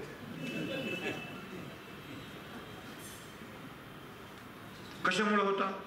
नाही म्हणले त्याला वामन नावाचा वामन देवाला त्यानं बळीला मुडक्यावर पाय ठेवून पाताळात घातला. आता माझे काही शब्द मराठवाडी येतील, माफ करा. त्यानं मुडक्यावर पाय ठेवून बळीला पाताळात पाठवलं म्हणून बळी हा शेतकऱ्यांचा राजा होता, कारण तो पाताळात गेला ना. जसं काही त्याचे बटाटे लावले होते, गाजर लावलं होतं म्हणून ते बळी सगळे गाजर, बटाटे, मुळा, कांदा, भाज्या तेवढ्याच, वर येणारे काहीच नाही, सगळ्या खालच्या शेंगा भुईमुगाच्या. मुंबईतल्या पोरांना कळतं की नाही मला माहित नाही, पण ठीक आहे. सगळ्यात एक नंबर मूर्ख बनवण्याचं दुकान हे.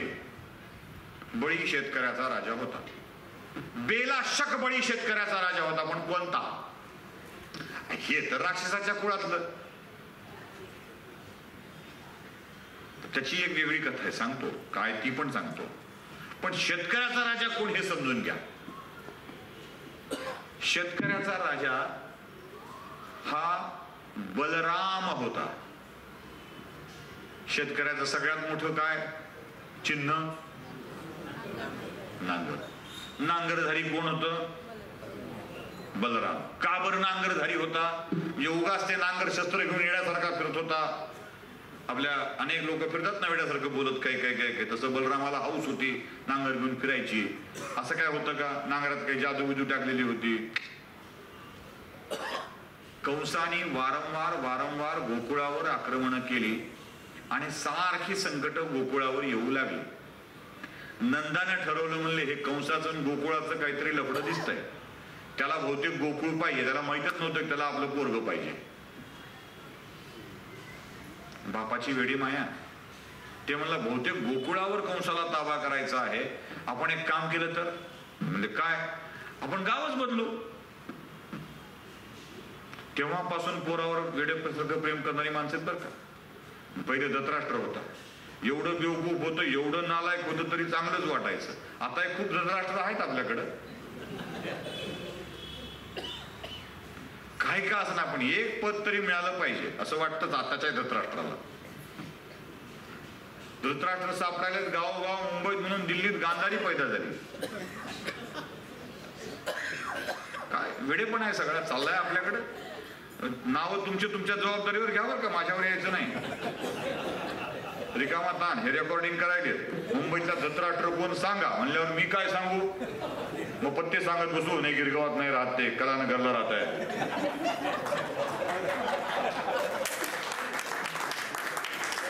खूपच लोक आपल्या गल्ल्यात आसपडत फिरतात, कोण असेल कोण असेल. आणि दिल्लीतली गांधारी तर अजिबात विचारायची नाही.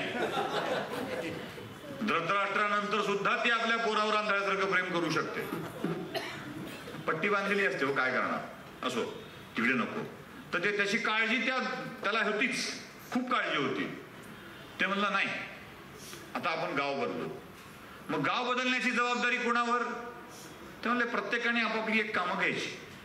कोणी घर बांधायला घ्यायचं, कोणी अजून काय करायला घ्यायचं. बलरामावरची जबाबदारी होती वृंदावनाच्या आजूबाजूची जमीन शेतीच्या योग्य करणे. यमुनेचं पाणी चर खोदून वृंदावनाच्या आसपासच्या शेतीच्या परिसरामध्ये आणायचं आणि तिथली जमीन शेती योग्य करायची ही जबाबदारी बलरामावरती होती. म्हणून बलरामाच्या हाती मिळालं शस्त्र नांगर. आणि त्या नांगराला घेऊन बलरामाने आपली शेती कसली. म्हणून बलराम बळीराजा, म्हणून बलराम शेतकऱ्याचा राजा. आता बळी कोण? तर बळी हा राक्षस कुळात जन्मलेला एक अत्यंत दानशूर राजा, त्यावेळेसच्या दिल्लीचा राजा. दे दो, सब कुछ दे दो, फ्री बिजली, फ्री पाणी. दिल्लीतला राजा असाच बळी राजा आहे तो, त्याच कुळातला. दारू अर्थात ह्याच्याने ठेवून घेतली, लोकांना नाही दिली. ते देव म्हणला हे गोळ करायला. बाप का माल समज के लूट रहा है. असा रेवड्या वाटून जमणार नाही, फुकट वाटून जमणार नाही. मग त्याला राजधर्म शिकवला पाहिजे. काय राजधर्म? एकच वाक्यात तो राजधर्म सांगतो. राजाचं धन आणि राज्याचं धन यात फरक असतो. राज्याचं धन राजाला मुक्तपणे उधळण्याचा अधिकार नसतो. आणि जर राजा राज्याचं धन आपल्या बापाचं समजून उधळायला लागेल तर राज्य रसा तळाला जाईल. लक्षात ठेव. राज्य रसा तळाला जाईल. लक्षात ठेव. बारक्या पुराणात संभवामी युगे युगे म्हणत हे आपल्या राज्याची तिजोरी केजरीवाल सारखा रिकामी करायला लागला आहे हे कळल्यावर समजून सांगायला गेला. राज्य रसातळाला जाईल म्हणून सांगितलं. त्यानं काही ऐकलं नाही. राज्य बुडालं, रसातळाला गेलं. सगळे कर्जच कर्ज झाले. एक योजना राबवली तर पगार होणं लांबल्या. लाडकीवाली तिथं सगळंच फुकट देत निघालंय. असं करू नकोस. राज्य रसा तळाला जाईल. राज्य तळाला गेलं. आम्ही सांगितलं याच बळीच्या डोक्यावर पाय ठेवला, ती बुडाला आणि मग बळीला पातळात पाठवून दिलं. किती भंपकपणा आहे. उगीच्या उगीच कुठून तरी कथा जोडायची. नाही, बळी शेतकऱ्याचा राजा होता. राजकारणातला धर्म आणणे आणि राजकारणात रुजवणे हे कसं असतं लक्षात ठेवा.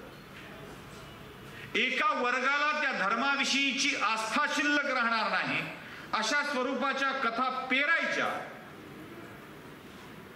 एका वर्गाला अपराधीपणाचा बोध होईल अशा कथा पेरायच्या. त्या कथा खऱ्या आहेत हे तुम्हाला भासवायचं आणि एक अशी न्यूनत्वाची भावना तुमच्या मनामध्ये आली पाहिजे याची व्यवस्था करायची आणि तुमचा धर्म नासवायचा. धर्म नासला की राजकारण नासतं आणि राजकारण नासलं की राज्य आपोआप नासतं. हे साधं सरळ सूत्र आहे आणि त्या सूत्राचा अवलंब इथल्या लोकांनी केला आणि आमचं राजकारणही खराब केलं, जगणंही खराब केलं आणि सगळंच खराब केलं. राजकारणात धर्म शाबूत ठेवायचा असेल तर धर्माविषयीची आस्था अधिक भक्कम करावी लागेल. अधिक भक्कम करावी लागेल. मला वाटतं मी वेळेची मर्यादा ओलांडत असेल तर मला सांगा. अधिक भक्कम करावी लागेल. ती आस्था काय आहे? आमच्या विश्वासालाच आम्ही जरा कमजोर करतोय. विश्वास असलाच पाहिजे. असलाच पाहिजे. आम्ही असे कुंपणावरचे राहून जमत नाही. अजिबात जमत नाही. आणि कुंपणावर राहिलो की विश्वास डळमळीत होतो. धर्म चालवणे, देश चालवणे हा तारेवर चालणाऱ्या डोंबाऱ्याचा खेळ नव्हे. एक काठी घ्यावी आणि चालत चालत चालत चालत बॅलन्स करत जावं असा डोंबाऱ्याचा खेळ म्हणजे धर्म नव्हे. खात्री असली पाहिजे, विश्वास असला पाहिजे. आणि जितका आमच्या धर्मावर आम्ही अधिकाधिक विश्वास ठेवू त्याला कोणी अंधविश्वास म्हणो, अंधानुकरण म्हणो, मग नवीन शब्द आणायचा. हे तर अंधविश्वासू आहेत. का रे बाबा? लहानपणी शिकवलं त्या परंपरेचा पायी होण्याची पात्रता माझ्या अंगी यावी म्हणून मी सदैव प्रयत्न करीन. आणि मी प्रयत्न सुरुवात करायला गेल्याबरोबर मी अंधभक्त झालो. मी रामावर विश्वास ठेवायला लागलो की मी अंधभक्त झालो. मी कृष्णावर विश्वास ठेवायला लागलो की मी अंधभक्त झालो. मी हरिश्चंद्रावरती विश्वास ठेवायला लागलो मी अंधभक्त झालो. मी विद्येची देवता गजाननावरती विश्वास ठेवायला लागलो मी अंधभक्त झालो. चला, तुम्ही GOD गॉड नाव घेतलं की तुम्ही भक्त आणि आम्ही जनरेशन, ऑपरेशन, डिस्ट्रॉयशन, उत्पत्ती, स्थिती, स्थिती, उत्पत्ती, लय हे नाव वापरले की आम्ही अंधभक्त. कसं ना? तुम्ही आमचा धर्म आमच्यापर्यंत नीट पोहोचवलाच नाही. विकृतीकरण करून मांडत गेलात आणि सांगितलात की आपल्याला राजकारणात धर्म नकोय, राजकारणात धर्म नकोय. कसं रे? आमच्या धर्मा इतकं तर उन्नत, उदात्त, उत्तम काहीच सापडणार नाही.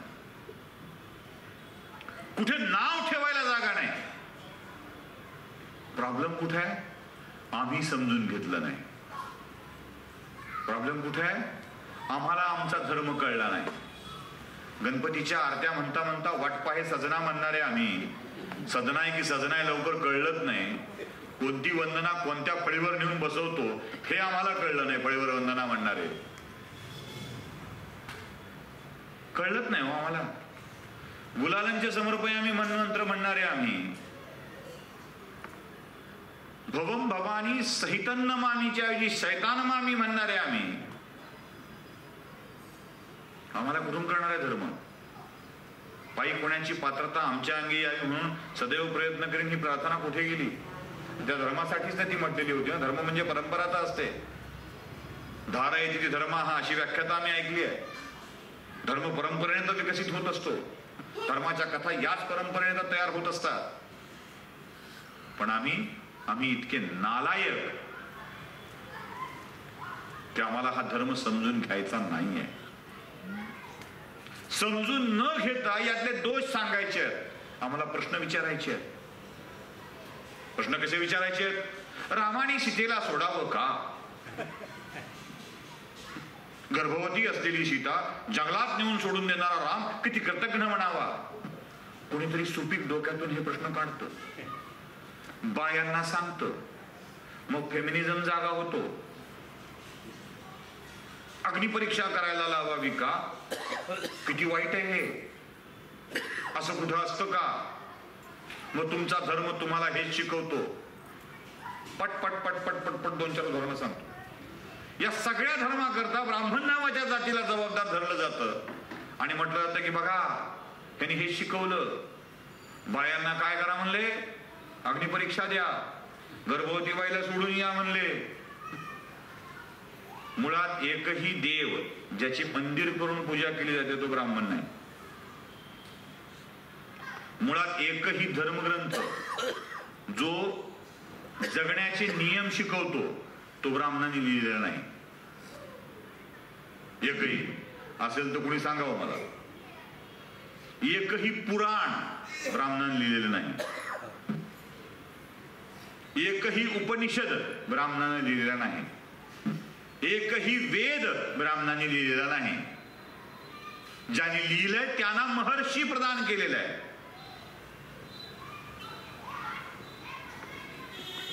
राम ब्राह्मण कुळात जन्मलेला नाही. कुळ शोधायचं नसतं. देवाचं आणि ऋषीचं शोधायचं नसतं. हेही आम्हाला सांगितलं. शोधायचं नाही, कुळ शोधायचं नाही, लिहिलंय कोण हे विचारायचं नाही, पालन करायचं. म्हणजे मुळात आम्हाला आमच्या धर्माच्या विषयीच्याच गोष्टी माहित नाहीत. सीता, अग्निपरीक्षा झालं. 50% बायका तर गेल्याच हिंदू धर्माच्या विरोधात पाटकान. लगेच पिक्चर पण निघतो. मग एक असते त्या जानकी, एक असते काय अजून ते कोणता पिक्चर आहे तो 5-50 हिरोईनला घेऊन केलेला. शबाना आझमी, माधुरी दीक्षित, ती नेपाळची ती कोण मनीषा कोयराला, लज्जा नाव आहे का त्याचं? हा. मग ती प्रश्न विचारते लगेच, आता मी नाही जळणार, आता तुला जाळील. अरे माहित आहे सीतेचं रामावरती किती प्रेम होतं. आपल्या प्रिय व्यक्तीपासून काही दिवस दूर राहावं लागणं याच्यापेक्षा मोठा अग्निदाह स्त्रीला कोणता असतो? ज्या नवऱ्यापासून एक क्षणही दूर राहावं वाटत नाही त्या नवऱ्यापासून सोबत राहता आलं नाही. 2-2.5 वर्ष त्याला सोडून राहावं लागलं त्या रावणासारख्या माणसाच्या ठिकाणी. किती वाईट वाटलं असेल तिला. खरं तर ते अग्निवर्षाव सीतेच्या अंगावर पडत होतं आणि ती होती सीतेची खरी अग्निपरीक्षा. नवऱ्यापासून लांब राहावं लागणं. राम से दूर रहना इतना आसान नहीं है भाई. रामापासून दूर जाणं म्हणजेच अग्निपरीक्षा आहे. सीतेने ती अग्निपरीक्षा दिली होती. आणि कोणत्या रामायणात लिहिले हो? रामानं सीतेवरती शंका घेतली म्हणून जाऊन सोडले. रामायणाची एकच प्रत आपल्याला मान्य आहे, ती म्हणजे वाल्मिकीची. वाल्मिकी हे रामायणाचे कॉपीराईट असलेले लेखक आहेत. मान्य आहे, हे तर मान्य आहे. ते कॉपीराईट तुलसीदासाच्याकडे पण नाही आहे. नंतर सगळ्या अनुवादित कथा आहेत, त्या वेगवेगळ्या भाषेत अनुवादित झालेल्या कथा आहेत. तुलसीदासाच्या रामायणात सीता म्हणते, प्रभू मी तर आता गर्भवती आहे आणि मला डोहाळे लागलेत. ते म्हणले काय? मला असं वाटायला लागलंय की आपण जसे वनात असताना राहायचो, ऋषीमुनींच्या आश्रमात वावरायचो, तसं मी माझ्या गर्भवती अवस्थेमध्ये ऋषीमुनींच्या आश्रमात राहते आहे आणि आपली मुलं आश्रमातच जन्माला आली आहेत असं स्वप्न मला पडत आहे. रामानं सीतेचे डोहाळे पुरवले. तुम्हाला कोण म्हणलं शंका घेतली म्हणून बाहेर पाठवून दिलं? आणि कुणाची हिंमत आहे हो? कुणाची हिंमत आहे? एका राजाच्या बायकोला ती फालतू सुती म्हणायची. आत्ता आहे का कुणाची?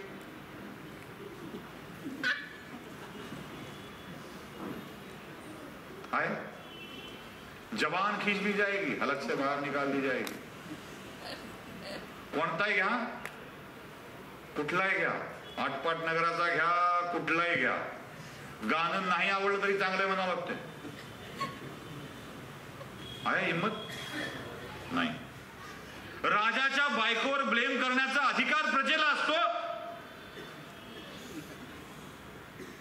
एक सामान्य माणूस म्हणतोय आणि राजा ऐकून आपली बायको सोडून देईल. त्यावेळेला तर सोशल मीडिया नव्हता, इन्स्टावर पोस्ट काहीच नव्हतं. म्हणजे मी गंमत म्हणून नाही सांगत आहे, उदाहरणाच्या सहित सांगतो. एवढे हलकट लोक एवढ्या मोठ्या प्रमाणावर किती पोस्ट करतात, गाण्याविषयी बोलतात. राजानं सोडली बायको? सोडली? ते काय म्हणला, माझं ऐकत नाही एवढं मला माहित आहे, तुमचं ऐकलं तर सांगा. एक माणूस म्हणला म्हणून राजानं बायको सोडली असती आमच्या रामाने? एक म्हणला म्हणून सोडली असती? अहो तिचे डोहाळे पुरवायचे होते. हाच असतो राजधर्म. बायको म्हणाली तेही ऐकलं. अपेक्षित ठिकाणीच मुलांना जन्म दिला. का? सगळे सुख आल्यावर काटे बिघडते. रामाला माहित होतं आपण देव असलो म्हणून काय झालं, देवाचे पोरं चांगलेच निघतील याची गॅरंटी नसते. माहित होत त्याला, गॅरंटी नसते. बरोबर रामाने आपल्या पोराला ऋषीमुनींच्या आश्रमात ठेवून सगळी गुण चांगली दिली. म्हणून गदिमा लिहू शकले ज्योतीने तेजाची आरती. म्हणून गदिमा लिहू शकले, त्यांनी लिहावं म्हणून तर रामाने ठेवलं होतं नेऊन. जगाला हे म्हणता यावं ज्योतीने तेजाची आरती करावी.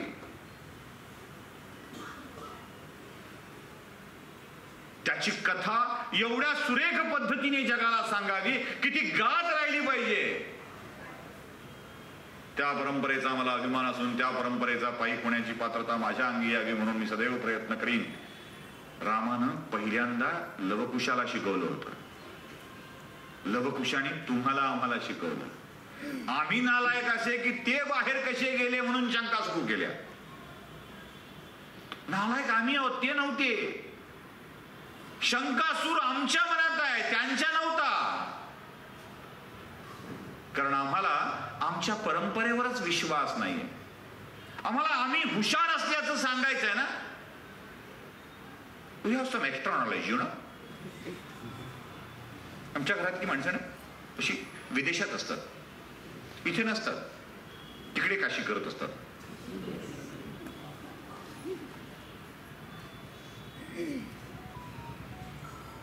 बाप मेल्यावर 48 तासानंतर कळतं आणि 56 तासानंतर पोरग निघतो. यु नो, आम्ही जरा वेगळे आहोत. आम्ही ज्ञानी आहोत. आम्हाला जास्त कळतं, आम्हाला जास्त समजतं. या भावनेतून आम्ही आमच्या परंपरेचाही अवमान करतो आहोत, आम्ही आमच्या देशाचंही नुकसान करतो आहोत, आम्ही आमच्या परिवाराचंही नुकसान करतो आहोत. हे करणं थांबवा, हे करणं थांबवा. प्रत्येक वेळी सांगायला माणसं असतीलच असं नाही. ठेच लागल्यावर प्रत्येक वेळेला बाळ लागलं का रे असं म्हणणारी आई असेलच असं नाही. त्यावेळी आम्हीच एकमेकाला म्हटलं पाहिजे, राजा रामाकडून काय शिकावं. वनवासात गेल्यावर वनदेवी समोर आली, म्हणाली देवा धन्य झाले, माझ्या जंगलाला तुमचे पाय लागले. ते म्हणला काय धन्य झाले, पाय रक्तबंबाळ झाले, तू धन्य झाले म्हणाली. म्हणली माझे पाय लागले म्हणून. जेव्हा खरंच मला नव्हतं वाटलं की आपण इथे याल, बाकी जगाला माहित नसेल पण तिला माहित होतं की ही देवच आहे म्हणून. मग काय सेवा करू. ते म्हणले कसली सेवा, वनवासात आलोय, परत पिकनिकला आलोय, बायको सोबत दिसली म्हणून तुला पिकनिक वाटली काय. दावोसला जायला मागच्या वेळेस सांगतोय, आत्ताच नाही, आता एकटंच गेलत. वनवासात आलोय म्हणलं, वनवासात पिकनिकला नाही आलो, बायको सोबत आहे म्हणून काय फरक पडला. तुम्ही नाही पण काहीतरी सेवा करू दे की. तुम्ही सेवाच करायची ना, ठीक आहे कर. काय करायचंय. मी ज्या रस्त्याने आलो होतो ना त्या रस्त्यावर काटे खूप आहेत, माझे पाय रक्तबंबाळ झाले. म्हणजे बरं मग काटे साफ करून टाक, बस एवढीच सेवा कर. वनदेवी अशी उभी राहिली, म्हणली मी तुला विचारलं तुझी सेवा काय करू. तू म्हणला बरं मग तू आलास म्हणली त्या रस्त्यानं, आता परत जायची शक्यता नाही, मलाही माहितीये तुझ्या रस्त्यानं परत जाणार नाहीच देवा. ते म्हणले बरोबर आहे, मग काटे कशाला काढा तुम्ही माझ्या काम रिकामा. रोजगार हमीचं काम चालू आहे काय, करा खड्डे भरा खड्डे, करा खड्डे भरा खड्डे. तिनं आपलं सरकारी पद्धतीनं विचारलं कशा करता म्हणजे ही अशी कामं करायला लावले मला. कारण योजनेचं नाव बदलले म्हणून जास्त सांगितलं. म्हणजे महात्मा गांधी काय MREGS मनरेगा जास्त करायला सांगितलंय काय म्हणले काम. ते म्हणले मनरेगा नाही, काहीच नाही, तू काटे साफ कर, एवढंच कर. वनदेवी काटे साफ करून आली आणि रामाच्या पुढे उभी राहिली. म्हणाली जेव्हा का सांगितलं वेडे, हा राम ज्या रस्त्याने चालत आलाय ना त्या रस्त्याने रामाच्या पाठोपाठ अजून एक माणूस येणार आहे आणि तो असेल माझा लाडका भरत. मला खात्री आहे मी वनवासात गेलोय कळल्यावर माझा भाऊ माझ्याच वाटेनं चालत चालत येईल, तेव्हा माझ्या वाटेत जे काटे पडले ते त्याच्या वाटेत असू नयेत. त्याच्या पायात काटा घुसला आणि रक्त निघालं तर मग मात्र मला त्रास होईल. माझ्या भरताला त्रास होऊ नये म्हणून माझ्या वाटेतले काटे तुला साफ करायला लावतोय. वनदेवीला सांगितल्यावर तिच्याही डोळ्यात टचकन पाणी आलं. धर्म हा असतो, माझ्या पायात काटे टोचलेत हरकत नाही, माझ्या मागून येणाऱ्या माझ्या भावाच्या पायात काटे टोचू नयेत याची काळजी मी घेतली पाहिजे. आणि राजा हे काम दुसऱ्याकडून करून घेत असतो हे लक्षात ठेवायचं. हाच असतो राजधर्म. आम्हाला हा समजणारच नाही. रामाच्या चरित्रातून काय उमजावं, काय घ्यावं, काय समजावं हे आम्हाला कधीच कळणार नाही आणि आम्ही कळून घ्यायचा प्रयत्नही करणार नाही. धर्म समजून घ्यायचा आहे तर इथे समजून घ्यावा लागेल. काही तरुण मुलं मुली इथे उपस्थित आहेत. एक सगळ्यात मोठा प्रश्न आपल्याकडे चाललाय तो म्हणजे लव जिहादचा. इथेही धर्म आणता का. लग्न करू देणं लोकांना आपापल्या मनाप्रमाणे असं सांगितलं जातं आणि पुन्हा धर्मात काय ते सांगितलं जातं. कुठे स्वयंवर लावणं म्हणजे काय, लगेच फेमिनिझम. आमचा नवरा निवडण्यासाठी 5-50 यावेत, कुणीतरी बाण उचलावा, कुणीतरी नारळ माशाचा डोळा पडावा, कुणी बाण तोडून टाकावा आणि गाणे म्हणावे तो मुठो सिया श्रृंगार करो शिवधनुष्य रामने तोडा आहे. दुसरं कुणी तोडलं असतं सीतेला लग्न करावं लागलं असतं का. असे अनेक पानसट प्रश्न विचारले जातात. स्वयंवर म्हणजे पराक्रम तर दाखवाच दाखवा, पण बैला मान्य आहे का हे पण तपासा होता. कर्ण जेव्हा ते धनुष्य उचलायला गेला तेव्हा द्रौपदीनं सांगितलं, ए ठेव खाली, तू नहीं है मेरी चॉइस, चल निकाल. ठेवलं गेलं.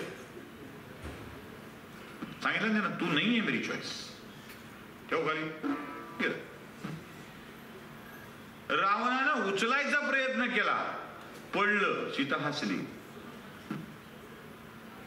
आणि रामानं उचलल्यावर तिला कळलं, यही है राईट चॉइस बेबी. अहो, या धर्मात पोरींनी पळून जावं असं जाहीरपणे सांगणारा आमचा धर्म आहे. मी देवाच्या साक्षीनं सांगतो, कुण्या पोरीची पळून जायची तयारी असेल तर बिंदास जा. कारण कृष्णानं सांगितलंय, ते म्हणला रुक्मिणीने मला आपल्याला बोलवून घेतलं होतं, घेऊन चल म्हणली होती. जाहीरपणे सांगितलं होतं, शिशुपाल नवरा मी नवरी, श्रीकृष्ण नवरा मी नवरी. ये म्हणली. कबूतर जा जा जा जा म्हणून पत्र पाठवलं.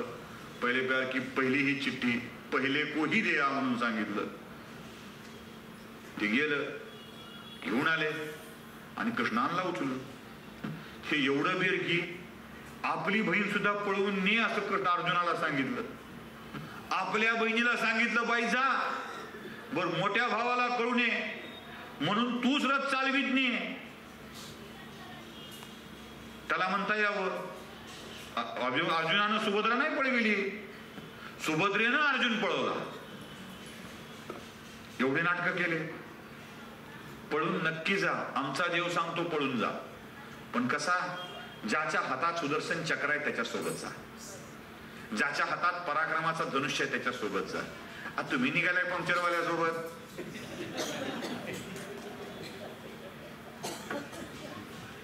अर्धवट ऐकायची फार घाण सवय, फारच घाण सवय.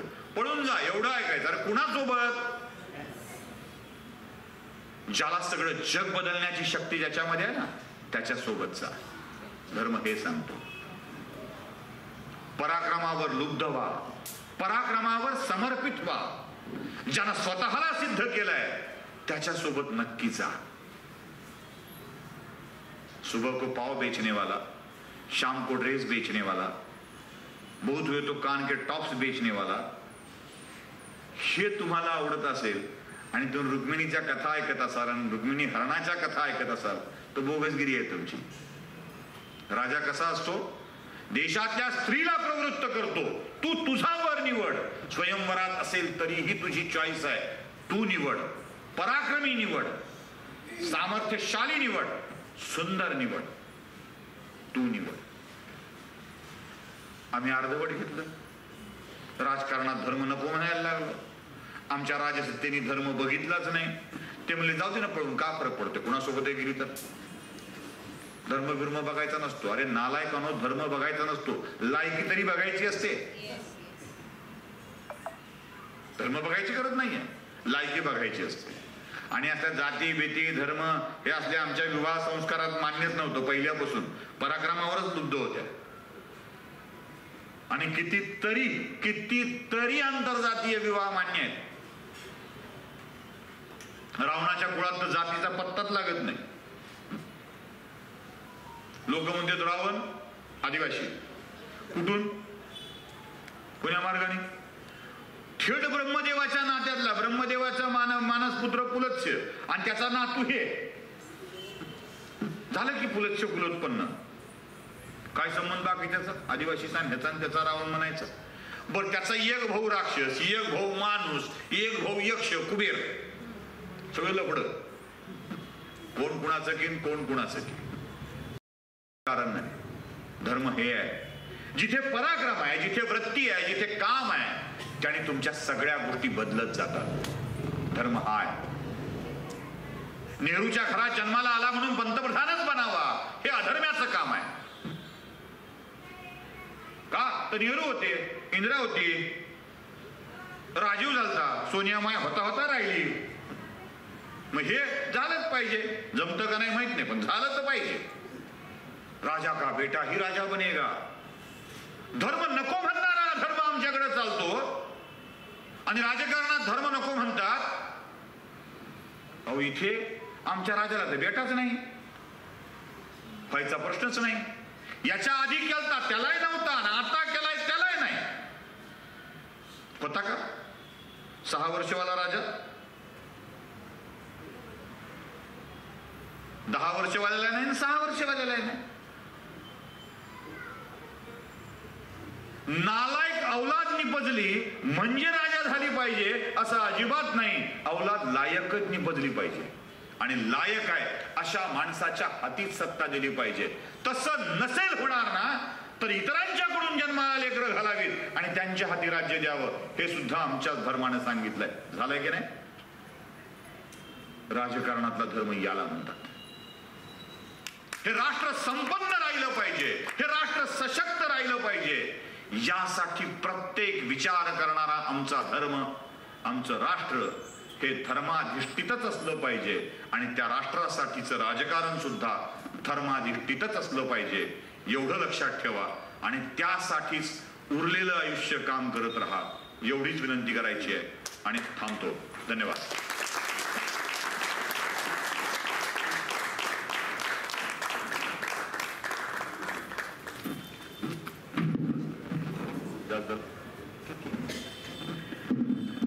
गेला जवळपास 1.5 तास ज्यांनी इथे उभं राहून बॅटिंग केली आणि राजकारणातला धर्म आणि धर्माचं राजकारण या दोन्हीचं असलेलं, हे भारतीय राजकारणात असलेलं द्वंद्व यावर ज्यांनी भाष्य केलं ते सुशीलजी, जे आम्हाला रोज यूट्यूबवर भेटतात, ते आज आम्हाला प्रत्यक्ष ऐकायला मिळाले.